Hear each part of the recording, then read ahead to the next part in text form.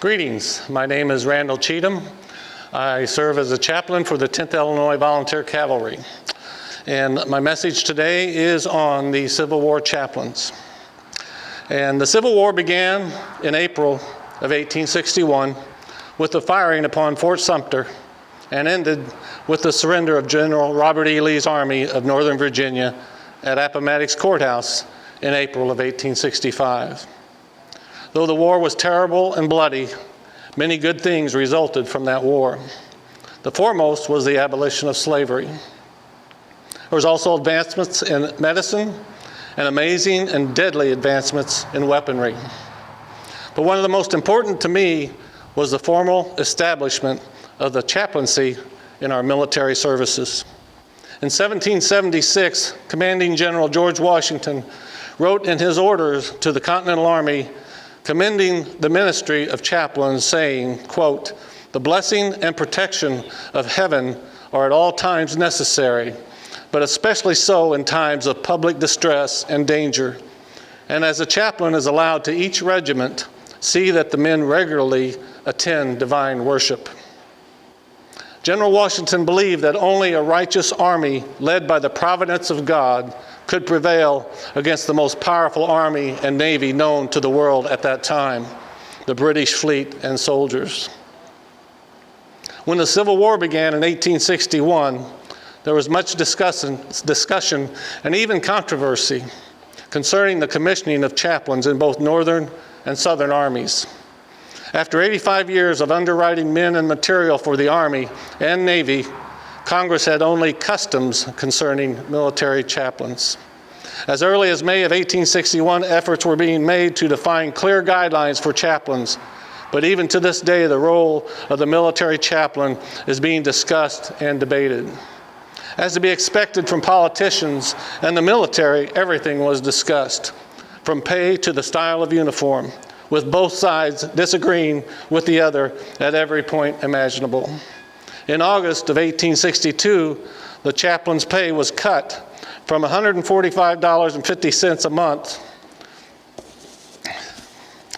to $100, per month, and 2 rations and forage for 1 horse. To a man, every chaplain accepted the pay cut, with one chaplain from the 8th New Hampshire stating in his diary that Army reduced chaplain's pay today, but that won't make me leave. I did not come here for the money.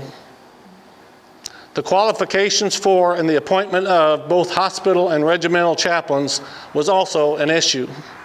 In July of 1862, an act of Congress, the same bill that cut their pay, sanctioned and codified the chaplaincy, and also ruled that, quote, "No person shall be appointed a chaplain in the U.S. Army who is not a regularly ordained minister of some religious denomination, and who does not present testimonials of his present good standing as such minister with a recommendation for his appointment as an Army chaplain from some authorized ecclesiastical body, or not less than 5 accredited ministers belonging to said denomination."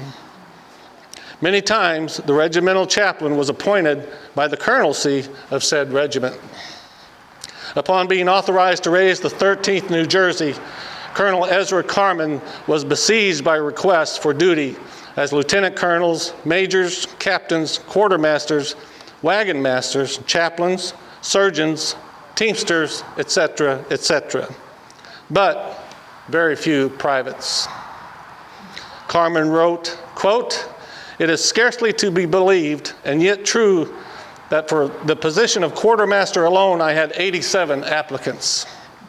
For chaplain, 13 applied, 3 Methodist, 5 Baptist, 2 Presbyterian, 1 Roman Catholic, and 2, I guess, of no religion at all.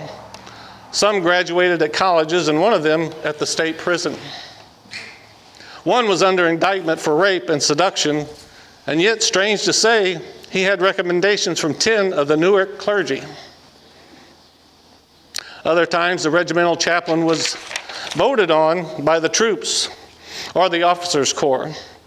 In General Dan Sickles' Excelsior Brigade, the chaplain was elected by the soldiers, and the voting was described as such.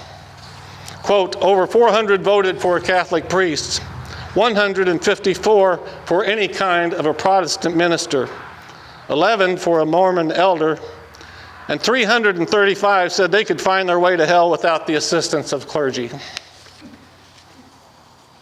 The name chaplain is significant. He is the chapel man. He does not need a church building. Gothic arches, pulpits, robes, high altars, choirs, and responses are without meaning in his work. He is a man who can take with him a great consciousness of the divine presence and speak and act in view of that in any place and in any emergency. It is the essence of his service that he is always there and always ready, moving with the column, exposed to heat and storm, sharing every privation, not very far from the battle line.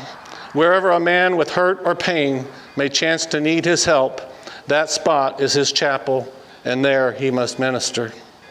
Without regard to the regulations, there were certain qualifications for the chaplaincy of a most vital sort.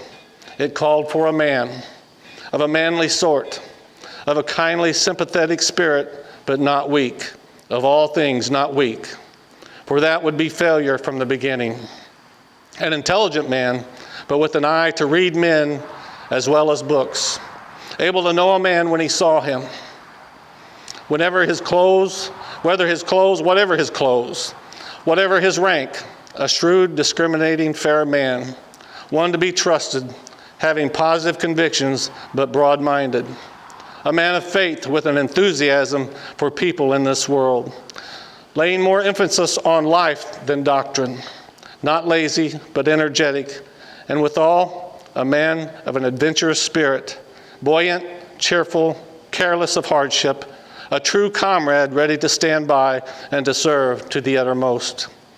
Included in his duties was that he shall be required to report to the colonel commanding at the end of each quarter the moral and religious condition of the regiment.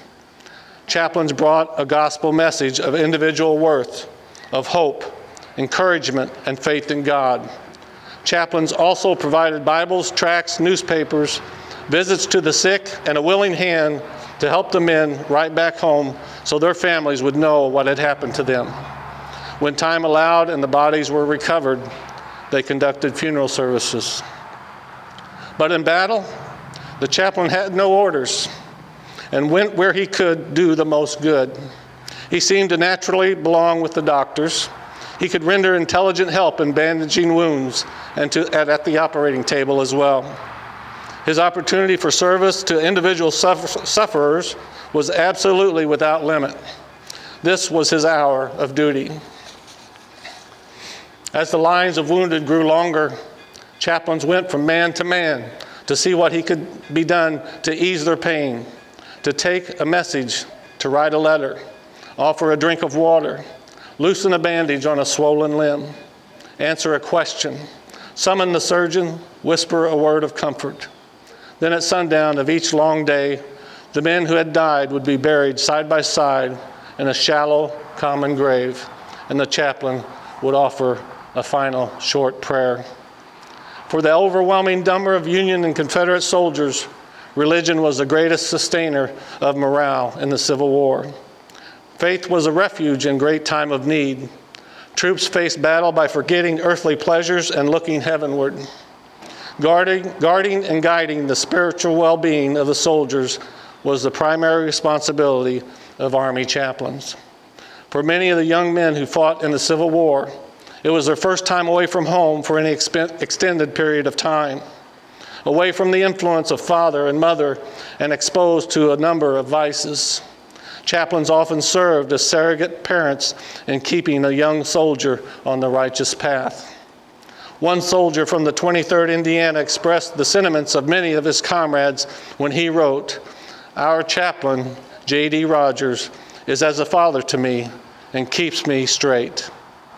While their numbers were relatively small compared to the more than 2.5 million soldiers who fought from 1861 to 1865, their impact, though somewhat veiled, was substantial, particularly in the South. Over 150,000 Confederate soldiers rededicated or were baptized during the war. And actual new conversions within the Confederate Army have been estimated to be at least 100,000, with an equal or greater number in the Union Army.